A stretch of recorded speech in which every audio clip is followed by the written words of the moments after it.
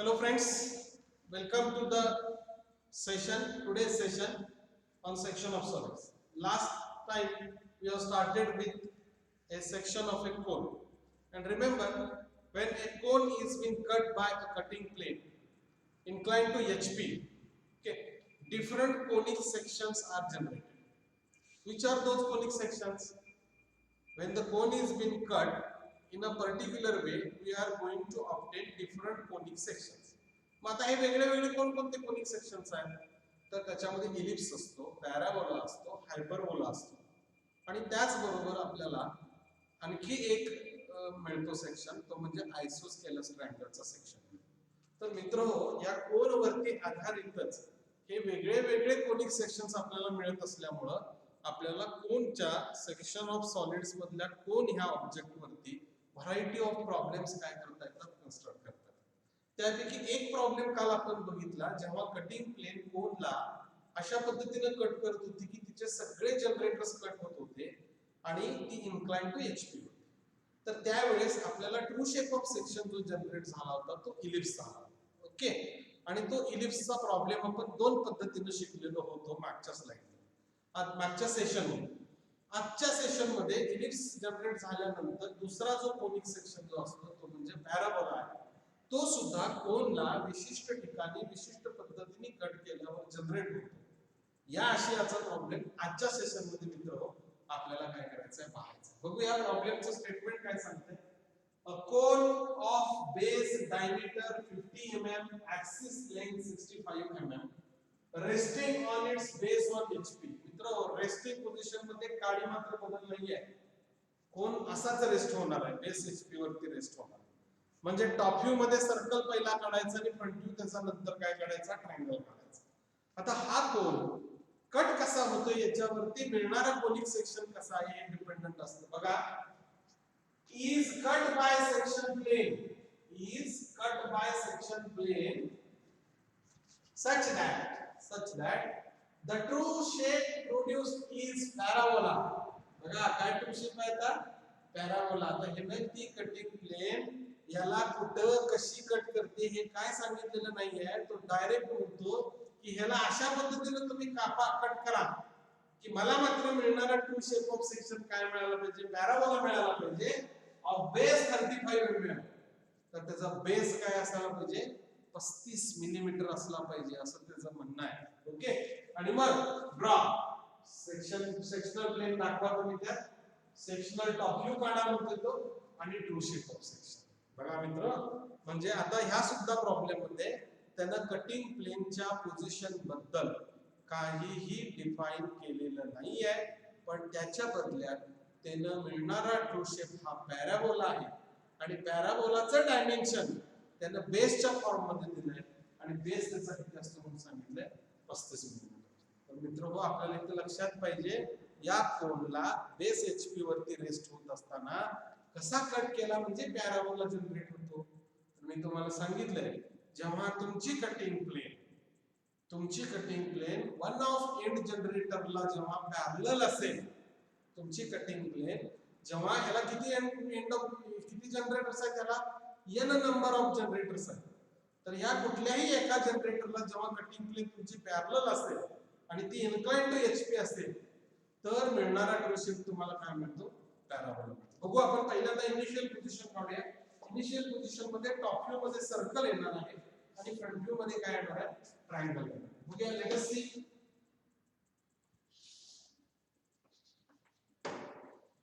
XY plane, this is VP, this is HP. Top view मध्ये circle दिसतंय. This point is O and P. Center of the circle.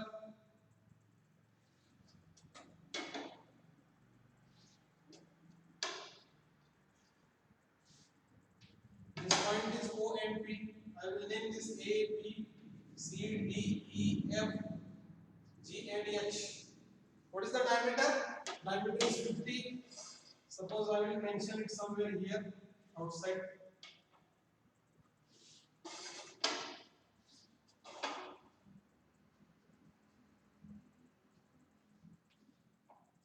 Diameter is 50. This is the top view. Top view आहे dark करून टाक. चला 25 mm त्रिज्या घ्यायच्या मित्र बरं का, तर 50 mm व्यास होणार.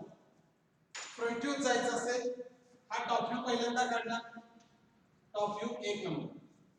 फ्रंट व्ह्यू जायचं असेल तर ऍक्सिसला घ्यावं,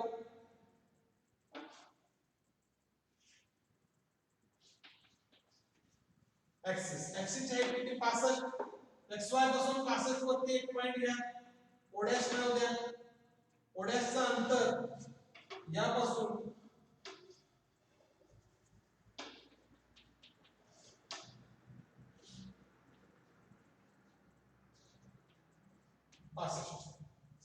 ओके, थोडं HP लांब येतो.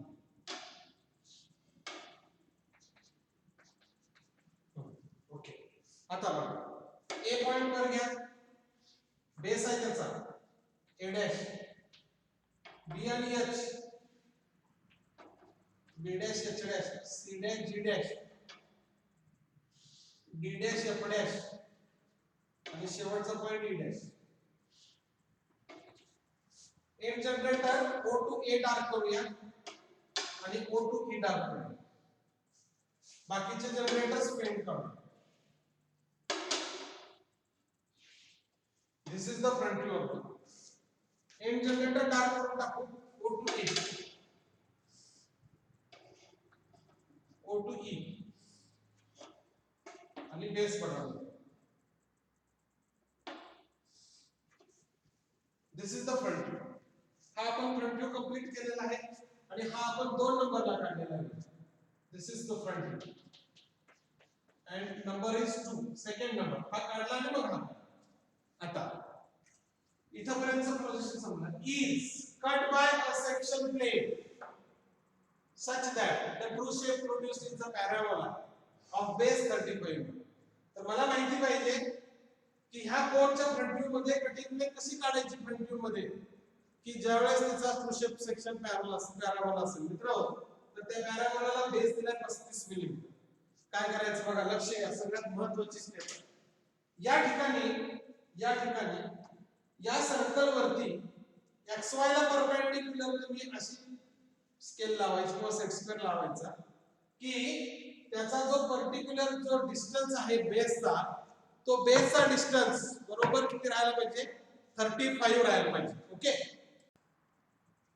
बेस इज 35 बरोबर. आता काय करायचं आहे बघा, इथं तुम्ही XY ला परपेंडिक्युलर सेट स्क्वेअर असा लावायचा की समजा मी इथं असा लावला आणि मी इथं जर उभी रेषा मारली तर ह्या उभ्या रेषेचं या बेस सर्कलला कट करणारे 2 पॉइंट असतील, बरोबर आहे का. तर त्या 2 कट पॉइंट मधलं जे डिस्टन्स असणार आहे, ही रेषा बघा, मी वेगळ्या चॉकने तुम्हाला दाखवतो. मुद्दाम ही रेषा आणि ही रेषा, तर या टोकांमधलं आणि या टोकांमधलं अंतर म्हणजे माझा पॅराबोलाचा बेस म्हणजे किती पाहिजे, 35 मिलीमीटर पाहिजे. म्हणजे ही पट्टी तुम्ही याला परपेंडिक्युलर लावली XY ला, तर ती अशी पूर्ण इकडे अशी स्लाइड करायची आणि बघायचं की ह्या 2 ठिकाणी एंड पॉइंट मधलं अंतर बरोबर कुठे येते, 35 आहे. आणि तिथं आलं, समजा मी इथं आलो, इथं बसणारच नाही, 5 10 15 20 25 30 आणि इथं आलो 35 भरलं, तर इथं मी या 2 जागा फिक्स करणार आणि ही लाईन डार्क करणार. तर हा मित्र हो बेस ऑफ पॅराबोला असतो. कसा असतो तुम्हाला मी नंतर सांगतो. आणि मग हे जे 2 पॉइंट मिळाले तुम्हाला, याला 1 नंबर द्यायचा आणि याला 2 नंबरचा पॉइंट द्यायचा. या 2 नंबरच्या पॉइंटला इथं वर घेऊन जायचं, 1 आणि 2 ला, सॉरी 1 आणि 2 ला इथं वर घेऊन जायचं. इथं आला बघा तुम्ही, आणि इथं आल्यानंतर मित्र हो या पॉइंट मधनं इथं आला बघा, बेसवर आला तुम्ही, 1 आणि 2 ला घेऊन इथं आला. या पॉइंट मधनं ह्या ओडॅश ला पॅरलल लाईन काढायची. पॅरलल का, कटिंग प्लेन जर पॅरलल असेल एका जनरेटरला तर पॅराबोला जनरेट होणार, म्हणून या पॉइंट मधनं याला पॅरलल लाईन काढायची. मित्रो आता बघा इकडे ऑब्झर्व करा आणि ही कटिंग प्लेन झाली, कुठली ही कटिंग प्लेन झाली. याला म्हणायचं व्हर्टिकल ट्रेस, त्याला काय म्हणायचं, व्हर्टिकल ट्रेस. आता हा पोर्शन रिमूव्ह झाला, हा पोर्शन रिमूव्ह झाला. मित्र तुम्ही मोजून काढताय बरं का. मी आता काय केलंय, डी आणि हा जो एम होता याच्या इकडे आला. तुम्ही जेव्हा काढता ऍक्च्युअली मोजून कदाचित तुमचा हा पॉइंट डी आणि एफ च्या इकडे म्हणजे ई च्या बाजूला इथं पण सरकू शकतो.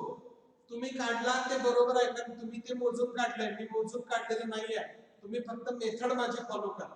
मी तुम्हाला सांगितलंय या xy ला परपेंडिक्युलर सेक्स स्क्वेअर असा लावा आणि ह्या ई पासून इकडे असं ठेवा की ह्या दोन कटिंग पॉइंट मधला अंतर बरोबर किती दिसायला म्हणजे 35 राहणार. आणि ती लाईन तुम्ही कडक करा म्हणजे ती लाईन तुमची डार्क झाली. ते कटिंग पॉइंट करा 1 आणि 2 त्याला बेसवर घेऊन जावा फ्रंट व्ह्यू आणि ह्या बेस मधून या पॉइंट मधून या जनरेटरला काढलं.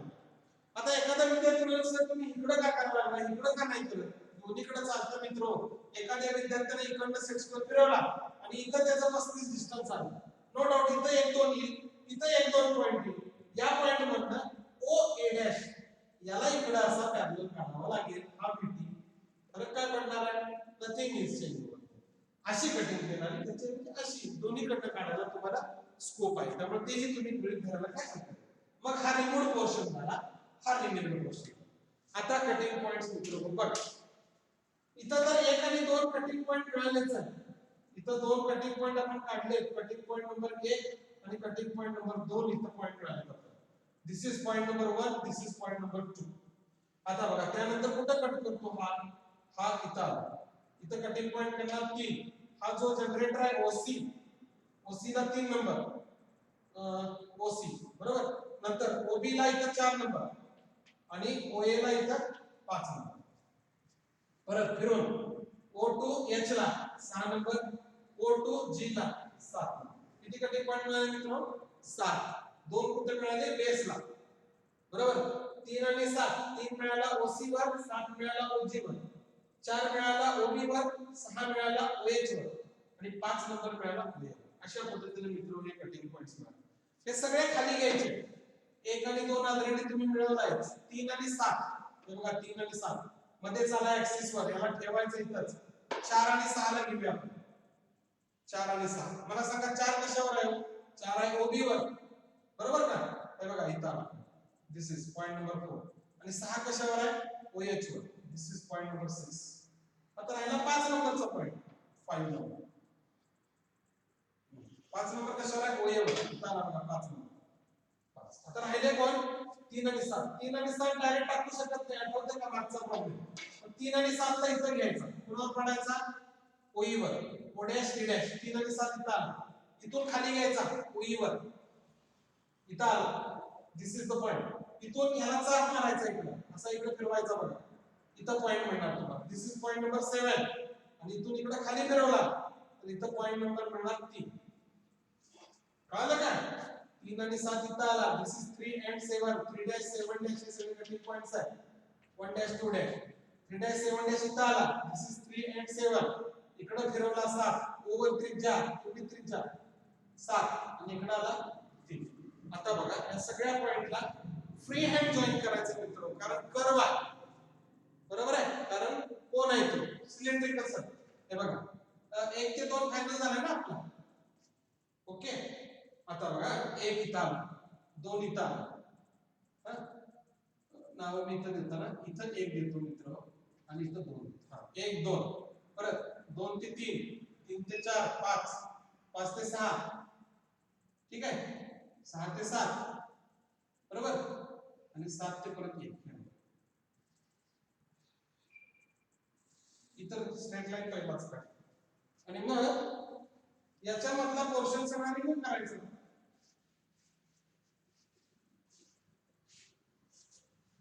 बरोबर आणि याच्यामध्ये 45 डिग्री आला.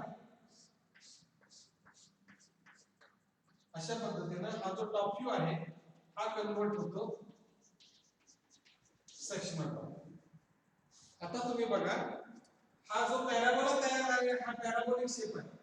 याच्यामध्ये हा त्याचा बेस आहे आणि हा बेस आपण मेन्शन केला किती 35. त्यामुळे तुम्ही याला इकडे सुद्धा मेन्शन करू शकता. इथून इकडे काढायचा बाहेर आणि इथं मेन्शन तुम्ही करू शकता. हे सेक्शनल टॉप व्ह्यू नाव इकडे देऊया आपण. दिस इज बरोबर आणि हे किती आहे 35. हे बघा 3 आणि 5 35 आणि this is your sectional top view दोन नंबर एक number sorry top view. Okay, आता ट्रू शेप काढायचं असेल तर याला पॅरलल प्लेन घ्यायची पाहिजे. x1 y1 आणि बघा प्रोजेक्ट काय करायचं, 1 आणि 2 इथं बेस आहे, परपेंडिक्युलर जाणार आहे, परपेंडिक्युलर. 3 आणि 7 जाणार परपेंडिक्युलर, 4 आणि 6 जाणार परपेंडिक्युलर, 5 जाणार परपेंडिक्युलर. बरोबर. आता डिस्टन्सेस बघा, इथून इथपर्यंत 1 चं अंतर इथं टाकलं, दिस इज 1 डबल डॅश. या xy पासून 2 चं अंतर बघा, xy पासून 2 चं अंतर इथं टाकायचं. आता मित्रो इथंच तुम्हाला क्लिअर कळतंय, एवढं अंतर 1 डॅश चं टाकलं इथं मिळालं, आणि इथून या पॉइंट पासून इथं घेतलं 2 नंबरचं अंतर, इथून इथं टाकलं. मग हे मधलं जे अंतर आहे 1 डबल डॅश 2 डबल डॅश, बरोबर, हे अंतर म्हणजेच हे आहे की बघा, करेक्ट, म्हणजे हा त्याचा बेस आहे पॅराबोला. ठीक आहे, 2 झाला. 3 नंबरचं डिस्टन्स घ्यायचं आपल्याला, दिस इज 3rd नंबर. 3 नंबरची लाईन इथं आहे, 3 नंबरची लाईन. तर 1 2 झाला, इथं मिळणार तुम्हाला. कुठलं अंतर लक्षात आलं का, या लाईन पासून 3 नंबर इथं, सॉरी, नंतर 4 नंबर अंतर, दिस इज 4th, नंतर 5 नंबरचं अंतर या लाईन वरती इथं पडणार, 5 डबल डॅश 5. परत हे 6 xy पासून 6 इथं पडणार, 6 डबल डॅश. 7 नंबरचं अंतर, दिस इज 7 डबल डॅश. बरोबर. आता तुम्ही बघा, हे सगळे पॉइंट्स आपल्याला जॉईन करायचे मित्र. 1 ते 2, 2 ते 3, 3 ते 4, 4 ते 5, 5 ते 6, 6 ते 7 आणि पुन्हा 7 ते 1. यामध्ये या वाढलेल्या इन्क्लाइन ज्या लाईन्स आहेत त्या सगळ्याला काउंट करायच्या, आणि याच्यामध्ये 45 डिग्रीला लागतात. आणि हा जो शेप आलेला आहे मित्र, हा शेप म्हणजे त्याला ट्रू शेप ऑफ सेक्शन. काय म्हणतात, ट्रू शेप ऑफ सेक्शन. आणि मित्र, हे जर तुम्ही डिस्टन्स मोजलं, हे बघा 1 डॅश आणि 2 डॅश यामध्ये जर तुम्ही डिस्टन्स मोजलं, this distance is nothing but is equal to 30. आणि ते डिस्टन्स म्हणजे हे इथं आहे. आणि तुमच्या लक्षात आलं, आणि म्हणून आपण इथं स्केल अशी किंवा ड्राफ्टर किंवा सेक्शन असं धरला परपेंडिक्युलर टू xy, की इथं या सर्कलला कट करणाऱ्या 2 पॉइंट मधलं अंतर हे equal to base of parabola पाहिजे. आणि म्हणून ही लाईन आपण व्हर्टिकल घेतली. हे माहिती पाहिजे, हे समजायला पाहिजे पॅराबोला कसा जनरेट होतो, कोणला कुठं कट केल्यावर. आणि त्यासाठी कुठं कटिंग प्लेन, इथं डायरेक्ट कटिंग प्लेन काढू शकत नाही कारण अँगलच दिलेला नाहीये. मग माहिती काय पाहिजे, तर टॉप व्ह्यू मध्ये अशी लाईन मारायला लागते परपेंडिक्युलर टू xy, की जिची लेंथ इक्वल टू बेस असेल. आणि मग तो पॉइंट वर इथं घ्यायचा, इथं पॉइंट मिळाला, आणि हा पॉइंट मिळाल्यावर ह्या पॉइंट मधनं ह्या जनरेटरला o डॅश e डॅश ला पॅरलल लाईन काढायची. असंच काम इकडे सुद्धा करू शकता तुम्ही.